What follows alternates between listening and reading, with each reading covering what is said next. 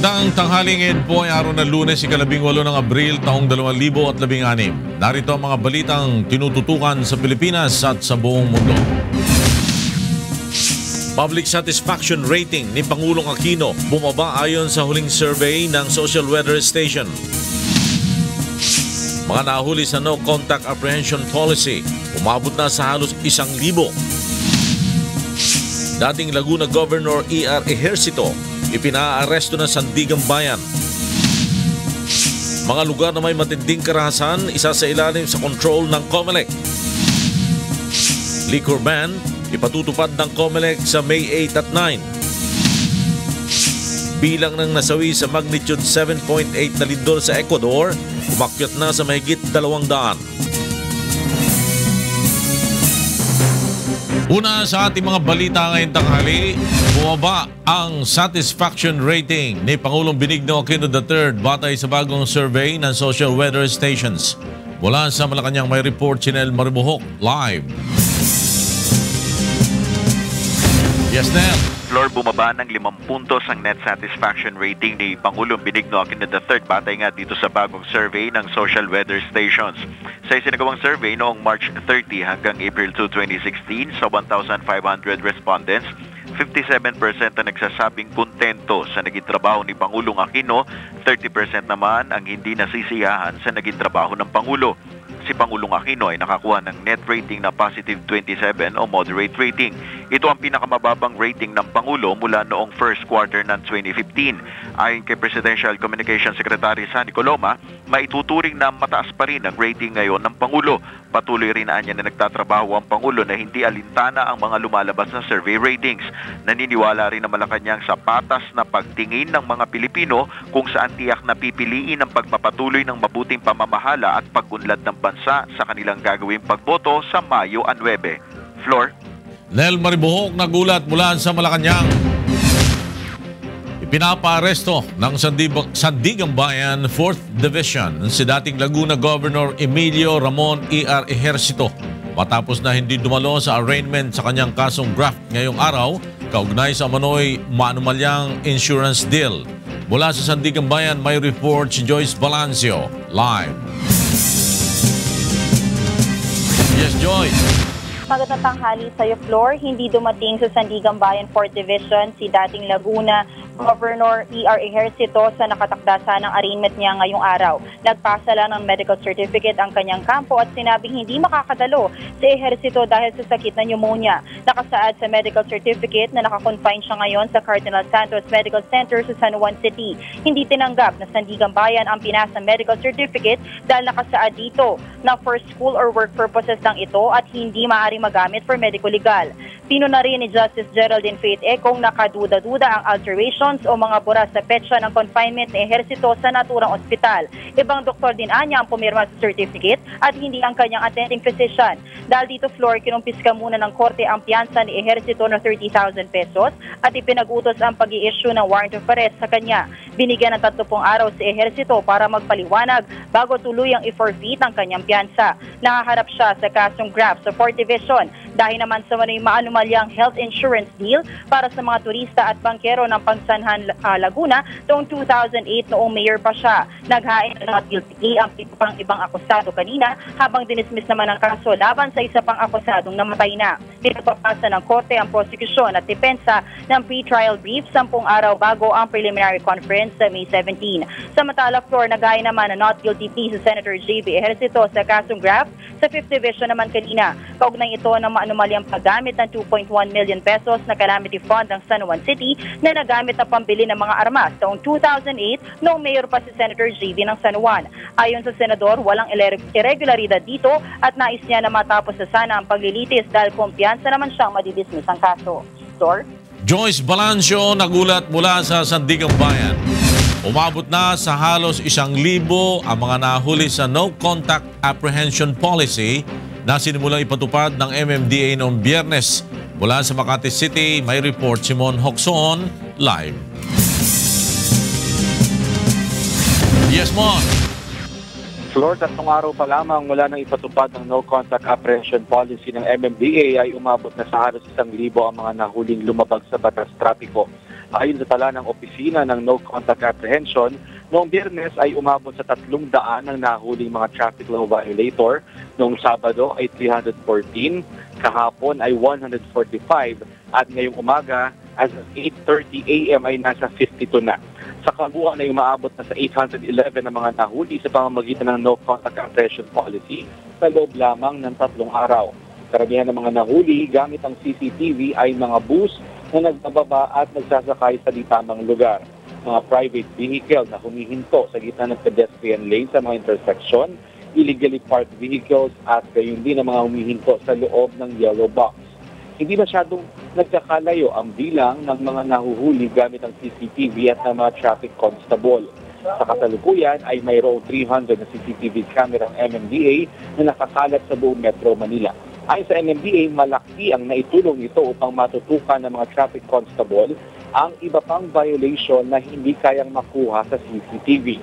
Pananatilihin naman ng MMDA na lihim ang posisyon ng mga CCTV camera upang magturo ng disiplina sa mga motorista. Ang No Contact Apprehension Policy ay nauna nang ipinatupad noong panahon ni Chairman Bayani Fernando, subalit hindi ito nagpatuloy dahil sa dami ng mga tumutol. Flor? Monokson, nagulat mula sa Makati City. Pinabulaanan ng Armed Forces of the Philippines o AFP na nagdeklara ito ng tigil putukan laban sa mga sundalong o bandidong Abu Sayyaf. Narito ang report ni Dante Amento. Tuloy-tuloy ang opensiba ng militar upang tugisin ang mga bandidong Abu Sayyaf. Ito ang binigyang diin ng Armed Forces of the Philippines sa ginagawa nitong operasyon laban sa ASG. Pangunahing layunin nito ay maneutralize ang mga high-value targets na sina Isnilon Hapilon at Foroji Indama na kilalang mga lider ng grupo. Ginawa ng AFP ang pahayag matapos na mapabalitang pagdeklara umano nito ng ceasefire. Ayon kay Major Felimon Tan Jr., ang tagapagsalita ng AFP Western Mindanao Command, walang ipinalabas na marching order ang AFP headquarters na magpatupad ng tigil putukan. Pinaatras na rin ang tropa ng Moro Islamic Liberation Front malayo sa lugar na sentro ngayon ng operasyon upang maiwasan ang posibleng misencounter. There was no ceasefire. Wala po tayong ceasefire na order na ganun. I do not know where it came from. But our orders are to push the fight, not ceasefire. Naniniwala ang AFP na maliit na lamang ang ginagalawang lugar ngayon ng Abu Sayyaf, kaya naman dapat ipagpapatuloy ang pagtugi sa kanila. Kapag nakuhaan niya ang mga nangunguna sa grupo, malaki ang posibilidad na tuluyan na silang mabuwag at matuldukan ang problema na dulot ng karahasang ginagawa ng mga ito. Encircling them might be too extreme of a word. Maybe we can say that we have limited their maneuver area or the space where they are moving. Tiniyak din ng AFP na mataas ang moral ng mga sundalo upang tapusin ang kanilang misyon na in-neutralize ang bandidong grupo. Mula sa Zamboanga City, Dante Amento, UNTV News, Worldwide. Nais magkaroon ng Indonesia at Malaysia ng Joint Sea Patrol kasama Pilipinas sa International Sea Route malapit sa Sabah at Tawi-Tawi Islands dahil sa sunod-sunod na kidnapping incident. Mula sa Camp Aguinaldo, may report si Rosalie Coz live. Rosalie.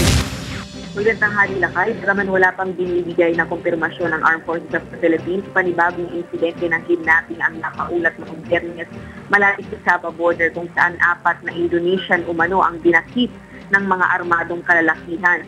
Kasunod nito ay nagpahayag ng kagustuhan kapwa ang Indonesian at Malaysian government na magkaroon ng joint sea patrol at area surveillance sa area ng International Sea Route sa pagitan ng Sabah at Tawi-Tawi Island. Noong March 26, 10 Indonesian crew ang kinidnap ng Abu Sayyaf Group at noong April 2 naman ay 4 na Malaysian. Noong Biyernes, 2 Indonesian ships na galing Cebu ang nahasdak ng isang armadong grupo malapit sa Sabah border. Ayon naman sa nagpagsalita ng Armed Forces of the Philippines na si Brigadier General Restituto Padilla Jr., hintay ito ang magiging desisyon ng Department of National Defense hinggil sa usapin ng Joint Maritime Patrol. Hanggang ngayon naman ay nagpapatuloy ang pursuit operations ng militar laban sa Abu Sayyaf sa basilan at higit 30 miyembro na ng teroristang grupo ang napapaslang ng militar. Lakay? Maraming salamat, Rosalie Cos, nag-uulat mula sa Camp Aguinaldo.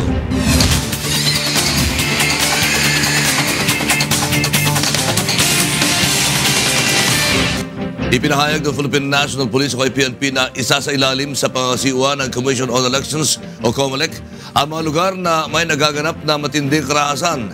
Mula sa Camp Crame, may report si Lea Ilagan live.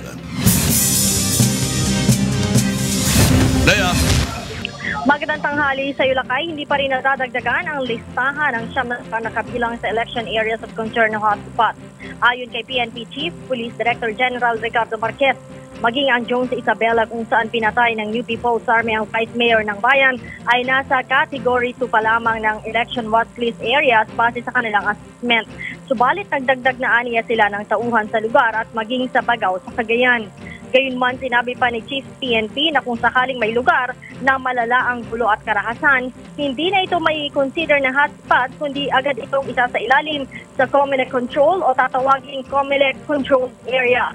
Sa kasalukuyan, aniya ay patuloy ang assessment nila sa iba't ibang lugar pa sa bansa.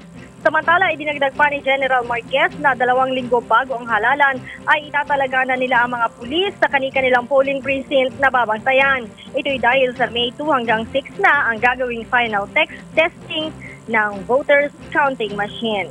Balik sa Ilacay. Maraming salamat, Lea Ilagan, nag-uulat mula sa Camp Crame. Magpapatupad ng liquor ban ang Commission on Elections mula Mayo 8 hanggang sa araw ng eleksyon sa May 9. Mula sa COMELEC, may report si Victor Cosare live. Yes, Victor. Lakay, batay sa COMELEC Resolution number 10095, simula May 8 hanggang sa mismong araw ng botohan sa May 9, muling magpapatupad ng liquor ban ang Commission on Elections. Nakasaad sa Omnibus Election Code na ipinagbabawal ang pag-inom at pagtitinda ng alak isang araw bago at sa mismong araw ng halalan. Saklaw ng pagbabawal sa pagbebenta at pagsiserve ng alak ang mga hotel, resorts, restaurants at iba pang katulad na establishmento sa buong bansa.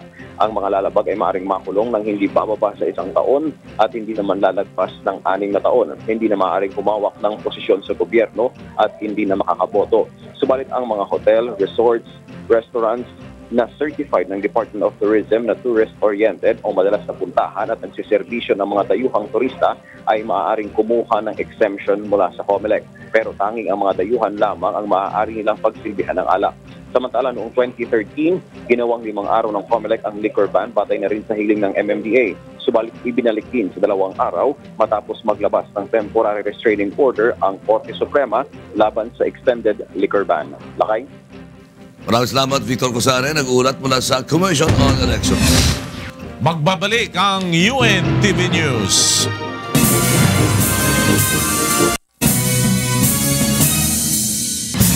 Sa pagpapatuloy ng UNTV News, alamin natin ang latest sa lagay ng panahon mula kay Ray Pelayo na nasa Pag-asa Weather Forecasting Center. Ray? Magandang tanghali po sa ating mga kasambahay. Patuloy po na umiiral yung ridge ng high pressure area na nakakapekto sa Luzon at yung easterly, so yung hangin na gagaling sa may silangan ay nakakapekto naman po sa may Visayas and Mindanao area.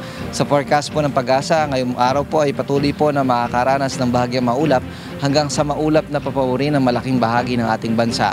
At magkakaroon din po ng isolated thunderstorms lalo na po sa mga lugar na makapagtatala po ng temperaturang mahigit sa 35 degrees Celsius. At yung pinaka forecast, heat index forecast po natin, makakaranas po ng mataas na temperatura. Sa Metro Manila, maaari pong mabot sa 39.6 degrees Celsius. Mas mataas po sa Tuguegarao, 40.7. Sa Lawag po is 38.1. Sa Baguio, 26.9. SBMA, 37.2. Sa Legazpi po sa Bicol ay 36.5. Sa Puerto Princesa City po, 38.5. Sa Iloilo City, 38.2. Metro Cebu, 37.5. 36.8 sa Tacloban City. At 35.2 sa Cagayan de Oro City, 38.8 sa Metro Davao, Zamboanga City hanggang 37.9 degrees Celsius. Yan po yung mga heat index forecast ng Pag-asa na maaari pong maramdaman ng ating pong mga katawan sa makapananghali pong ito dahil ina-expect na yung after lunch, yun po yung mga oras na nakapagtatala ng mas matataas na temperatura ng heat index. Samantalang wala naman po nakakita ang Pag-asa na panibagong bagyo o LPA na makaka-apekto po sa ating bansa. Yan ang ating ulat panahon. Balik sa inyo, studio. Ray Pelayo, nagulat mula sa Pag-asa DOST. Nakakamba ang International Rice Research Institute na tumaas ang presyo ng bigas sa buong mundo dahil sa climate change. Narito ang report ni Sherwin Kulubong. Pinangangambahan ng International Rice Research Institute na magkaroon ng krisis sa bigas sa buong mundo dahil sa epekto ng El Niño phenomenon at climate change. Ayon sa IRI, sa kasalukuyan ay bumaba na ang rice production sa bansa pati na sa iba't ibang rice-producing countries sanhi ng pabago-bagong panahon. Kapag mababa ang supply ng bigas kumpara sa mataas na demand, tiyak na tataas ang halaga nito sa merkado. Bunsod nito, hinikayat ng IRI ang iba't ibang bansa na magpatupad ng agarang aksyon upang tugunan ang suliraning kinakaharap sa supply ng bigas. In 2007 to 2009, the world suffered a major food price crisis.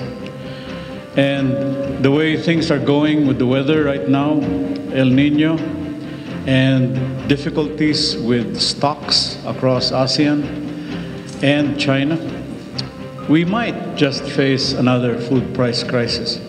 And the way to do this, the way to handle this crisis, potential crisis, is to come together and look at IRI as a resource for the entire region to establish solutions on a long-term basis to ensure that we don't face these types of food price crisis again.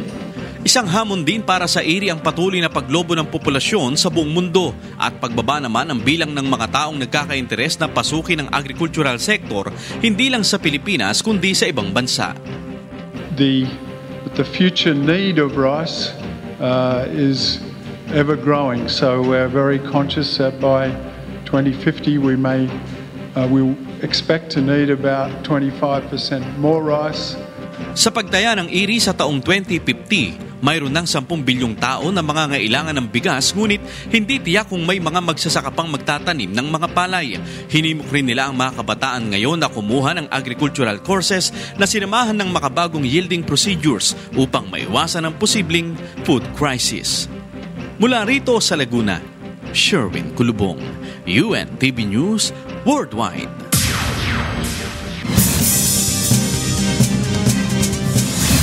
Binulabog ng bomb scare ang mga pasahero ng isang bus sa Quezon City kagabi. Samantala, tinatayang mahigit 6 na milyong piso ang natangay ng mga holdupper mula sa isang armored van na maglalagay sana ng pera sa ATM sa Maynila. Narito ang report ni Benedict Galasan.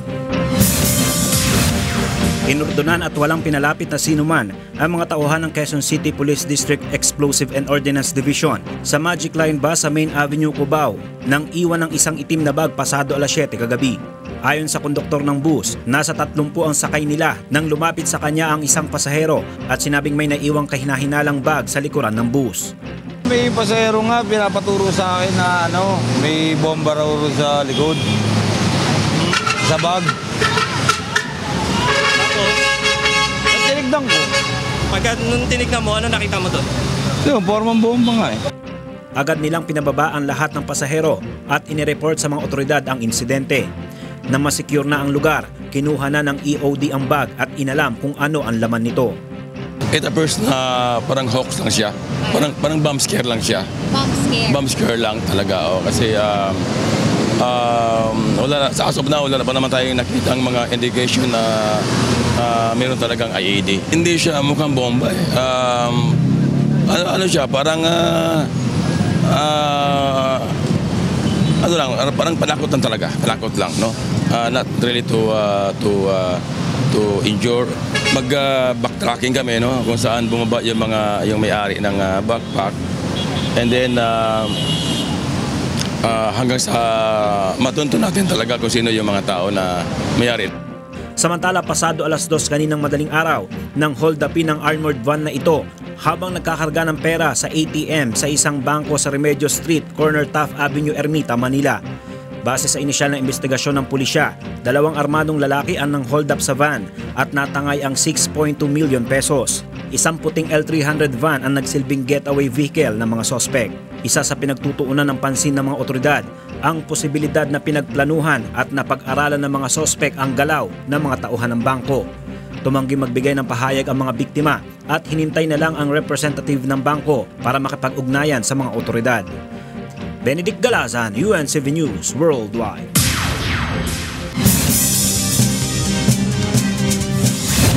Umakit na sa 246 ang bilang ng mga nasawi at mahigit 2,000 naman ang sugatan sa naganap na magnitude 7.8 na lindol noong Sabado ng gabi sa Ecuador. Ay kay Ecuador Vice President George Gilas, posibleng tumaas pa ang bilang habang isinasagawa ang rescue operations.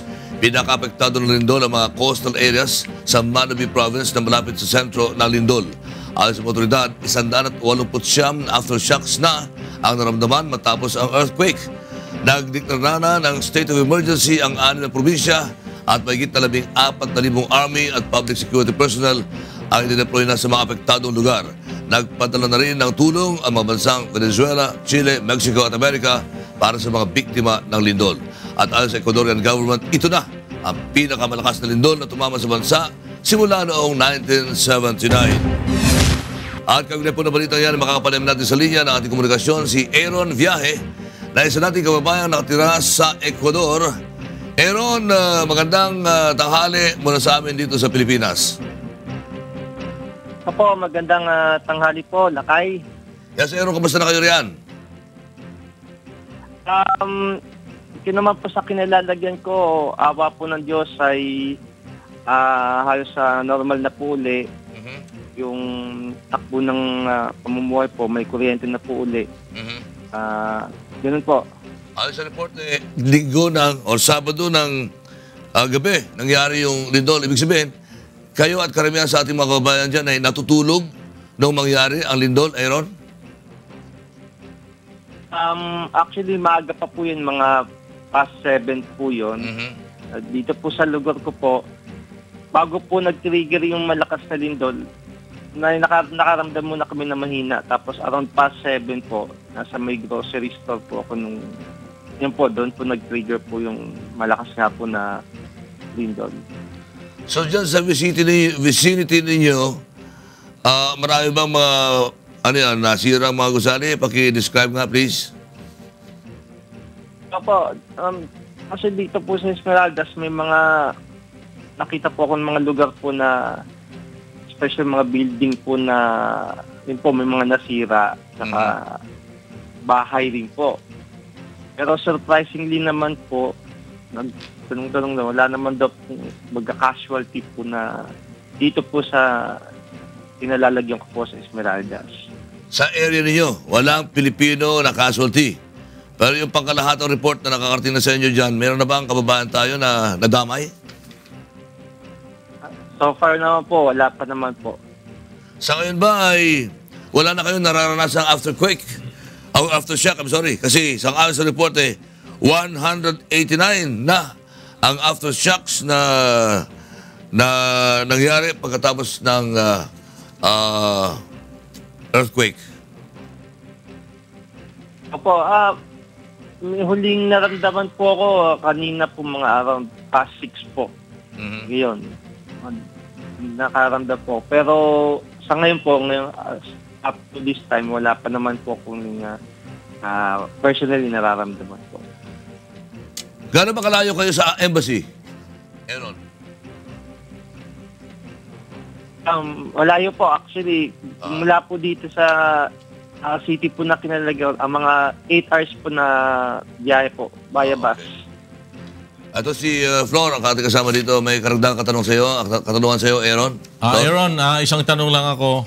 Kasi nabanggit mo, dyan sa kinalalagyan mo, hindi sa tingin mo hindi masyadong kukunti lang mga nag-ibang building. Dyan sa Ecuador, ano yung hardest hit? Yung lugar na may pinakamaraming building na nagiba? Ang alam ko po, dito po sa may probinsya nga po ng Manabi dahil yun po yung may sentro po At doon nga po yung mga center din po ng mga major operations po. Tsaka ayun nga po doon sa mga info na nalaman din po namin. Sira po talaga yung mga daanan po. Closed doors. Closed po yung mga kalsada po ngayon po doon. Dahil po na sira din po dahil po doon sa lindol. Gano'ng kalayo? Aaron, gano'ng kalayo yan doon sa Esmeralda, dyan sa lugar mo?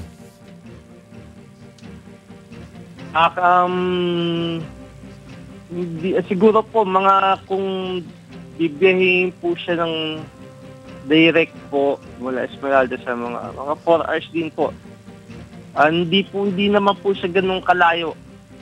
Mga nasa south, around the southwest po siya ng Esmeraldas. Diyan ba sa Manabi na binabagit mo? Meron ba tayong mga kababayan na mga Pilipino dyan sa area na yan? Manabi? Wala lang po ganun po kasi ang alam ko po lang po dito sa may banda ng may Guayas province, sa may Guayaquil, tsaka yung sa Quito dahil yun po yung medyo baga mga sentro po ng kalakaran po ng Ecuador. Salamat, Aaron, at nagpapasalamat din tayo sa Panginoon dahil sa ligtas kayo riyan. Well, ipagpatuloy niyo ang ibayong pag-iingat. Thank you. Sige no, Aaron Viaje, ang isa sa ating mga kababayan dyan po sa Ecuador. Umabot naman sa 41 namatay sa magnitude 7.3 na lindol din sa southern Japan noong Sabado, isang araw, matapos ang magnitude 6.5 na lindol noong nakaraang Huwebes. Pinaniniwalaang marami pa ang naipit sa mga gumuhong gusali. Ilang bahay, karsada at riles ng tren ang natabunan ng toneladang putik na gumuho ang gilid ng isang bundok dahil sa lindol. At ilang beses din na itinigil ang search and rescue operations dahil sa mga aftershocks. Mahigit sa 350 mga aftershocks na ang naitala mula pa noong Huwebes. At mahigit na 70,000 tao na ang mga nasa evacuation centers sa Kumamoto Prefecture. Samantala umabot sa mahigit 100 metro naman ang taas ng usok na ibinuga ng Mount Aso. At ang Japanese Meteorological Agency na nanatili na nasa Alert Level 2 ang bulkan. Hindi pa malinaw kung may kinalaman ang pagsabog ng Mount Aso sa dalawang malakas na lindol na naranasan sa southern Japan. At sisimulan na ngayong linggo ng Iloilo City Government ang water rationing sa buong siyudad. Narito ang report ni Lalaine Moreno. Sisimulan na ngayong linggo ng lokal na pamahalaan ng Iloilo ang pagsasagawa ng water rationing dahil hindi na sapat ang tubig na isinusupply ng Metro Iloilo Water District. Nasa 35,000 cubic meters ang normal water consumption kada araw sa mga demand ng tubig sa syudad, ngunit mahigit 26,000 cubic meters lamang ang naisusupply sa ngayon dahil sa lumalalang epekto ng El Nino phenomenon. Bumaba din ang daily production ng 3 pinagkukunang watersheds at 2 deep wells ng MIWD. Mula sa 29,000 cubic meters na production nito bawat araw, bumagsak ito sa 19,000 cubic meters dahil sa nararanasang tagtuyot sa probinsya. 10,000 cubic meters na ibinaba sa produksyon ng tubig, nakatumbas naman ng 10,000 households na kumukonsumo ng 1 cubic meter kada araw na hindi masusuplayan ng tubig. Kaya naman, binigyan na ng prangkisa ng lokal na pamahalaan ang isang water supplier upang magsagawa ng water rationing sa mga lugar na hindi maaabot sa serbisyo ng water district upang maibigay ang pangangailangan ng mga ito sa tubig. Lahat naman yan dadaan sa aming water meters.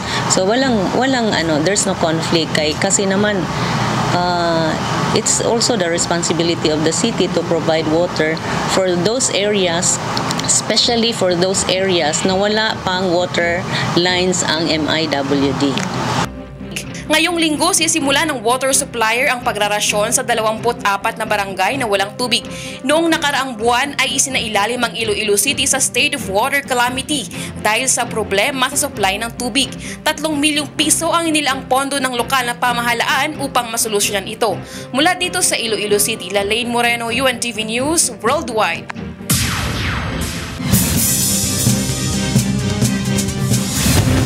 Sa palakasan, nagbunga na ang 4 na taong paghihintay ni Rafa Nadal sa ikasyam niyang titulo sa Monte Carlo Masters. Ito ay matapos na talunin niya si Gail Monfils sa finals 7-5, 5-7, 6-0. 8 sunod-sunod na titulo ang nadaklot ni Nadal sa Monte Carlo bago ito pinutol ni Novak Djokovic noong 2013. Ilang taon din nagkaproblema sa kanyang playing condition at kahapon niya ipinakita ang pagbabalik sa competitive tennis kontra sa home favorite na si Monfils.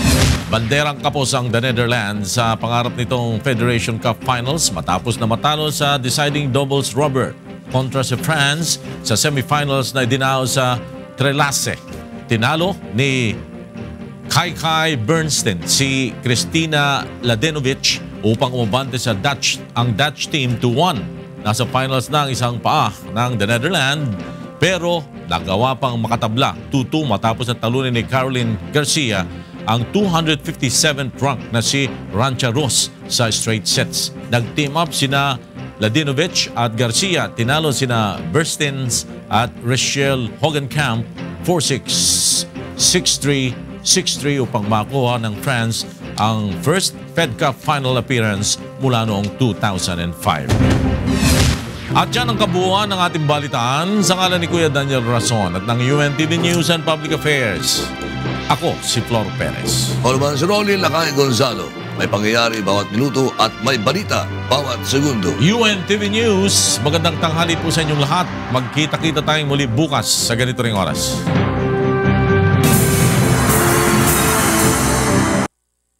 UNTV News would like to thank the